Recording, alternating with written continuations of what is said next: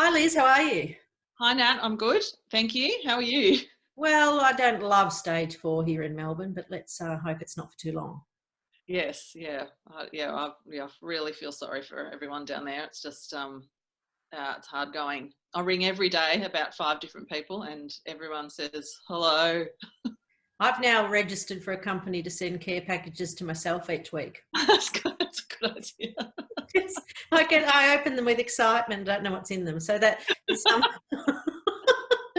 but anyhow, that's by the by. So what's your week been like in the learning space? We just finished a big project, as you know, adapting face-to-face learning to a blended program. So that was, I just really enjoyed that whole process. It was fabulous, very challenging, but an amazing result.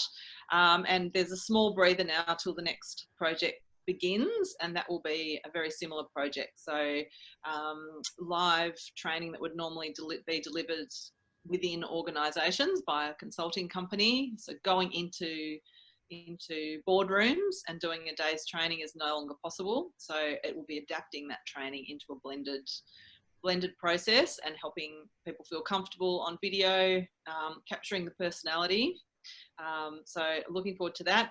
And in between times, as we know, aged care has been a key part of our landscape for the past few months. So I'm developing some material to support aged care in developing training. So we can talk a bit more about that and an upcoming webinar we're planning to specifically for the aged care sector. But that's been my week. So a bit of people orientated and a bit of just sitting typing at my computer, which I quite like as well. One of the questions, the organisation you moved their content online, I just want to ask you a couple of things. Did they have a learning management system? No, they did not, no. And navigating that would have been quite challenging with the time frame we had to work with. So what we ended up doing was to deliver it through the VidVeristy platform, which worked really well. And for those people watching this webinar, that means that learners are registered. The organisation itself can register them themselves, so they have total autonomy about how they do that. The learners are registered to courses and the administrator in-house can choose which courses they register them to. The learner can then log on, proceed through the course on a self-pace, so they can come and go and will be bookmarked as they go. And then there's reporting and data available at the end, and all highly secure. So it was incredible how well that worked. And was there a tech team? Did you work with a tech team or who did you work with? Just the learning and development team, and some of those, I mean, really not even qualified learning and development professionals. So much more just professionals delivering they're subject matter experts, is what we like to call them. So they are delivering their own content and they were able to navigate all of that. So it's really incredible what's possible. And pre-COVID, had they ever done anything online? Never. No, all face-to-face training. And really, I think the amazing thing about it is that it's not just about COVID, it's about geography. So that is now able to be delivered anywhere. And that's a really powerful tool because, a lot of the organisations that deliver training will have a responsibility to members who are not just in the CBD or in the centre that they work in, and yet traditionally that's where they've delivered their training live. So unless you're there on the ground, you can't access it. So this has allowed them to deliver training during COVID, but also geographically a much broader audience. And so now to deliver it again, is it such a big task or can they repurpose the content? For this particular training, there was probably between 1 and 3 Zooms per day. So that would be a morning get together, probably about half an hour, just to kind of outline the day, a lunchtime get together for about an hour, and then a longer session, about 2 hours at the end of the day. In between, it's self-paced learning. So to replicate that again next week, for the people delivering that training, it's just a matter of being present during those Zoom sessions. So log on at 9, log on at 12, log on at 3. And in between, it's just simply self-paced. And have you had any feedback yet on if there has been people coming that they don't think usually would have been? Yeah, so in this case, they had a much higher registration than normal, so more numbers than they normally would have at live training. So that says to me that that is making it much more accessible. It also says that the information they're providing is really important, and that more than ever, access to information during COVID is essential to those people being able to do their job. So I think that's the other part of it.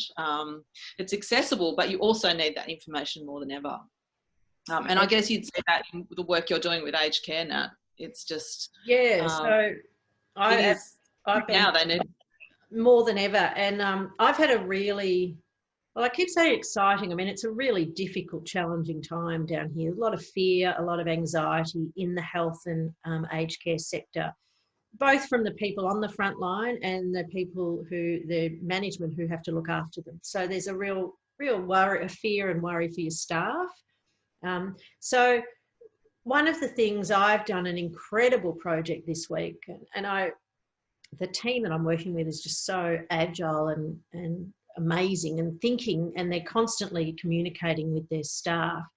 And one of the barriers that they've had that's really become apparent through COVID is English as a second language. So education really has to be understood to be digested and change behaviours, and video is a great way to do that, but language is critical. So what this team that I've been working with has done, I think it's just so smart. They've identified 8 predominant other languages in their business. So whether that's a Mandarin or a dialect from India. So they've come up with the sort of key of the 8 most popular in their business. And this was sort of the process. They sat as a team and said, we're going to go into the business and find 8 representatives who speak that language and get them to demonstrate putting on PPE. Shields, now we've swapped to shields from as well. So each week it's changing, which has been an important part of the training. It can't be what you built 6 weeks ago. It keeps changing. So this week they've interviewed. So what they did is they got people out on site. They said, can you get someone to film you putting on your PPE equipment, washing your hands, whatever it might be, with a commentary in that language. And then they're curating that and making that available to their staff, so the staff can tap into a module that resonates with them and is much more easy to digest because it's their first language. So that to me is really exciting. Yeah, it's amazing, and it also opens up the possibility of using even existing standard footage that you have for training content and providing another language over the top. Over the top, yeah. And so can you just talk a bit about how that would be possible for organisations to do that quite quickly? Well, so if you had existing footage, what I suggest is that one of the easiest ways to record audio at the moment, so there's many apps and there's ways, but what I've suggested to the few organisations I'm working with is just get the person to record themselves at Zoom. So they might be in their own language, just doing a running commentary. And what I've suggested is have the video on your phone next to you and just be recording it. And then what Zoom does by default is it always records the MP4, which is the video, but also the audio. Right, yeah. So I say to them, don't worry what you look like, we're not using that at all. Then you would go into an editor. So something like Movavi is what I use, which is about a $30 editor. And when you go into one of those sort of editors that's more on your desktop, not like our editor, which is a cloud-based editor, so it has a bit of a limitation. So I would put it into something like Movavi, and when you've got a proper editor like that, it always splits it into the footage and the audio. I remove the audio, upload the audio that I've just recorded on Zoom, save that as an MP4, and then put it up into VidVeristy. And you can literally do that with 20 languages in about, like, you just get the people to record it. And by the end of the day, you would have that video available in every language you've added to. Yeah, I think that's just incredibly powerful, because it is really life and death now, this sort of stuff. You know, if there is a gap in understanding, it's just critical, and the training is moving so quickly. Every week it's different. Yeah, and as I said, there's a real fear and anxiety. And if you have watched online training, but that wasn't your first language, it can be even add to that anxiety. So all of a sudden to be spoken to someone in your organisation, in your language, clarifying it, I think is really, really important. So yeah, it's been an incredible opportunity to see how VidVeristy can work right on the front line in this agile, fast, get stuff out. And once again, always we've been delivering via a mobile phone because that's how the workforce access it. Yeah. So, and what's the turnaround time now in terms of if they need to come up with some sort of new training fairly urgently? So from that time that idea just pops into someone's head, we need this, to delivery, what's the time frame? Well, it's currently 11:58. So this morning I had that meeting at 9, and by 10:50, I think it was, I had the 8 videos.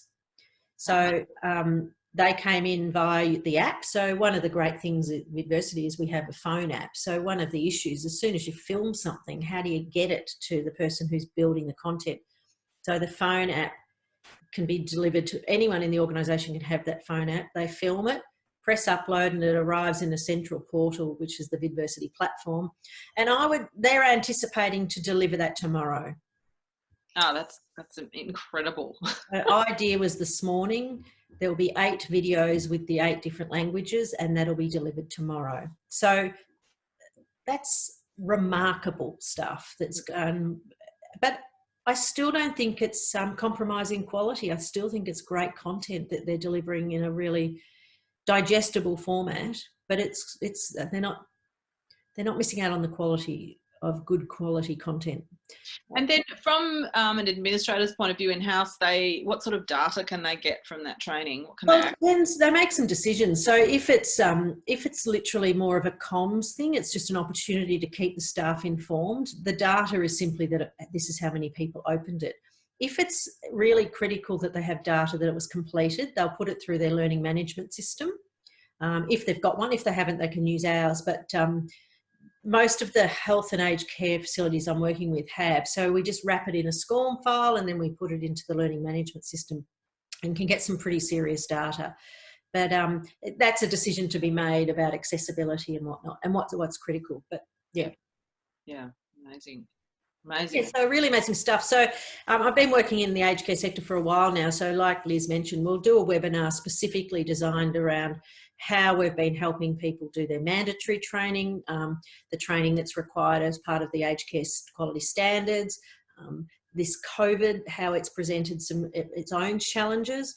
I'm very much I'm working with a lot of L&D teams at the moment in different organisations, and I've really been saying to them, you have to wake up every day with 2 approaches. One is this is what we planned in our strategy, and one is this is what COVID is. Yes. So there's 2 worlds at the moment. So you still need your strategy and your planning and you're building out curriculums, but the reality is nobody's strategy had COVID in it.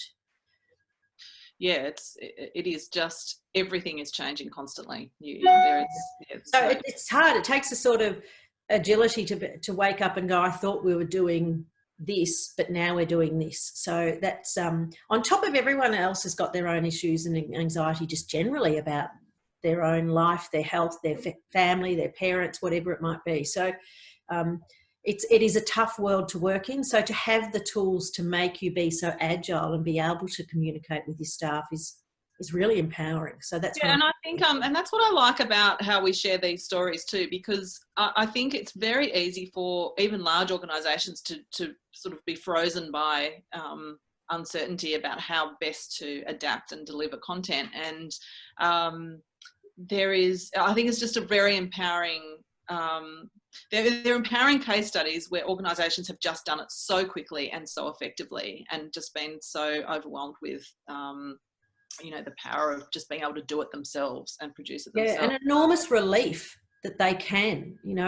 One of them said to me this morning, "What on earth would we be doing without this?" Yeah, exactly. So that's why we want to share the stories, and I think that's if we can sort of, offer that webinar for the various sectors that we work with, just to show those stories and show what's possible. I think it's just a relief and a support for other organisations. Yeah. And now on a relief matter, I always like to finish on something a bit more quirky and fun. So I thought I'd tell you a bit of a story that's a lockdown story for me. So I mean, everyone's lockdown has been so different. Round 2. First round, I think we were baking and sewing, and I was actually saying to my kids, the first round I had a veggie box delivered every week. This second round, I just get junk food delivered. I just get ice cream. Our shopping used to be all this organic vegetables and that, and now they go, what I say, what do you want? They say cookies and cream ice cream. I go, you can have it. But one of the things I started was Duolingo, learning French. You know, the first time round I was really going to get stuck into it. So I'm up to, I think, 93 day streak, which means I've done a bit of French every single day.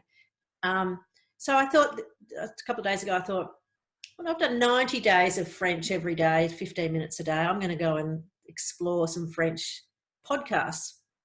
So I put on what was called Beginner French, Conversations Over Coffee or something. Not a word, not one word did I understand, nothing. So it appears I don't speak French, I speak Duolingo French, because I'm quite... Well, all your questions need to be multiple choice. I could not understand anything. I heard bonjour, that was it. So back to the drawing board. It appears my 97 days or whatever I'm up to, nothing. So there's a good education piece. I'm missing something in the education, so I'll keep you posted, but at this stage, nothing. So I probably would confidently read a menu now. That's about it. But I can't ask for anything. And I can, as I said to my daughter, I can ask a question, but I can't understand the answer. Well, for all that, it is highly addictive. You can't stop with the success streak. No, well, I'll keep going. And I suppose that's a bit of empathy about language. I mean, there's no matter how great the training is, if you don't understand it. Well, if it's helpful for you to know, Nat, I got all the way to Year 12 German, got to my oral exam and got nothing after Guten Tag. Nothing. Realised I had no skills at all. So very good with the written. Yep, no very problem. Good with vocab, but as soon as it becomes an oral situation, I can't say it or understand it. Well, that's right. Yeah. Anyhow, that's so here I go. I'll keep you posted. Not just Duolingo. But I was going to come out as a French speaker and head off to France and live this new dream, and turns out no, it's not where I'm. For a number of reasons, that's not happening. A number of reasons, yeah. Oh, I was going to have a holiday, but I'm not even giving that now. Anyhow, thanks a lot, Liz. It's always lovely to share the week. I hope Sydney keeps continuing to do well. Oh yes, I'm too nervous. I haven't even looked today. I'm too nervous to have a look. But yeah, well, hopefully we're all back together soon. But I think there's a world where this accessibility and agility in online learning really needs to stay front of mind. We can't go back. Absolutely. So I'll just give a quick shout out for people that want to join other webinars. We deliver our webinars via Webinar Ninja. So you can search VidVeristy within that platform and find the suite of webinars. You can also become a subscriber. You can also head to our website and sign up for our newsletter. So we send a quarterly newsletter and also just a monthly update of just our little e-blast. So there's a couple of ways that you can get in touch. And also, if you're not a webinar person, we download the audio and we've got a VidVeristy podcast. So if you're out doing your 1 hour walk a day, you might be interested in listening to it. So it's just the VidVeristy podcast and it's available on all of the main podcast platforms. Yep, absolutely. All right, Nat. Fantastic. Thank you. Have a lovely afternoon. See ya. Bye.